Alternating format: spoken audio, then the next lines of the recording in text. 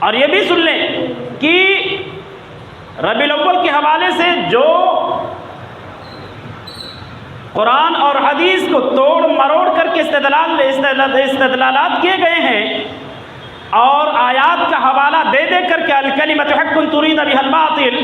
آیات پڑھ پڑھ کر کے اور یہ بتایا گیا کہ یہ دیکھو جشن میلاد کا ثبوت ہے، یہ دیکھو جشن میلاد کا ثبوت ہے، یہ رب العالمین کی رحمت سے محروم رہنے والے بدنصیب اور بدتمیز لوگ ہیں۔ انشاءاللہ العظیم موقع ملے گا، اگر یہ عوام نے موقع دیا تو اس کی پوسٹ مارٹم میں قرآن اور حدیث کی روشنی میں کروں گا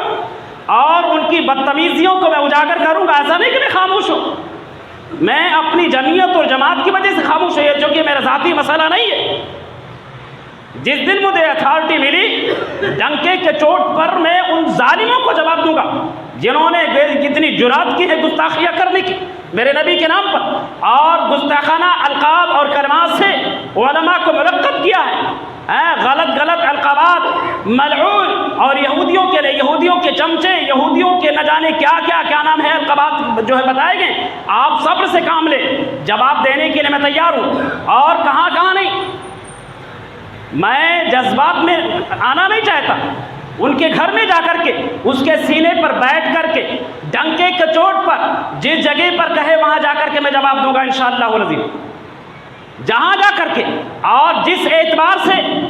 وہ مجھ سے نمٹنے کی طاقت رکھتا ہے، میں انشاءاللہ العظیم بفضل الہی تنہا اس کو جواب دینے کی اور اس سے نمٹنے کی طاقت بھی رکھتا ہوں۔ جس حیثیت سے وہ مجھ سے نمٹنا چاہے اکیلے میں اس سے نمٹوں گا، جماعت کے کسی فرد کی ضرورت نہیں ہے، کیونکہ اس ظالم کا میرا ذاتی مسئلہ ہے، میرا اس کا ذاتی جھگڑا ہے، اور اس کے ساتھ میں جتنے بھی اس کے حواری ہوں گے، جتنے بھی اس کے گنڈے اور چمچے ہوں گے، مواری لچ اور لفنگے ہوں گے، تمام لچوں کو، تمام گنڈوں اور لفنگوں کو یہ میرا میسج پہنچا دو کہ شہادت مولانا سے کبھی بھی آ کر کے جہاں بولے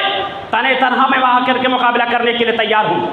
جیسا بھی جس اعتبار سے بھی بولے اس اعتبار سے انشاءاللہ العظیم اسے مناظرہ کرنے کے لیے، اس کی تمام بدتمیزیوں کا جواب دینے کے لیے، منہ توڑ جواب دینے کے لیے ڈنکے کے چوٹ پر میں تیار ہوں۔ جہاں بولے، پولیس اسٹیشن میں بولے وہاں پر، تیرے گھر میں بولے وہاں پر، تیری مسجد میں بولے وہاں پر، جہاں پر بھی بولے انشاءاللہ العظیم شہادت مولانا وہاں جا کر کے جواب دینے کے لیے تیار ہے۔ ایسا نہیں کہ میں ڈر گیا ہوں، ایسا بھی نہیں کہ میں خاموش بیٹھا ہوا ہوں، موقع کا میں منتظر ہوں، انتظار کر رہا ہوں۔ ہمارے کچھ نوجوان کہہ رہے کہ جناب جواب دو، لیکن نہیں، حالات کا انتظار ہے، جواب دیں گے، اچھے سے جواب دیں گے انشاءاللہ العظیم، اور میں جانتا ہوں یہ میری میسج پہنچے گی اور مرچی لگے گی انشاءاللہ العظیم۔ بہرحال تو یہ وہ بدنصیب ہیں جو رب العالمین کی رحمت سے محروم رہنے والے لوگ ہیں۔